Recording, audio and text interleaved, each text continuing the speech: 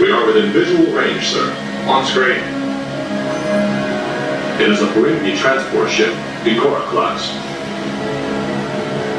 That's the same Ferengi vessel that entered the corridor a week ago. Captain, there are no emissions from that vessel. Alright, I'll deal with this later. Let me get you down with those sensors.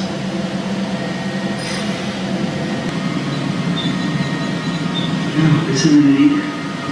Clearly there was a misalignment somewhere in the system. That's for sure. I'm concerned that my training efforts will ultimately fail. Maybe you're just going about it the wrong way here. I've consulted numerous.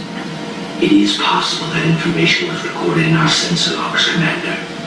Unfortunately, my entire crew is occupied with our repairs. I don't think there will be time to search our records. Demon, if we assign an engineering team to assist you with your repair efforts, would that give you time to retrieve your logs? I believe it would, Captain.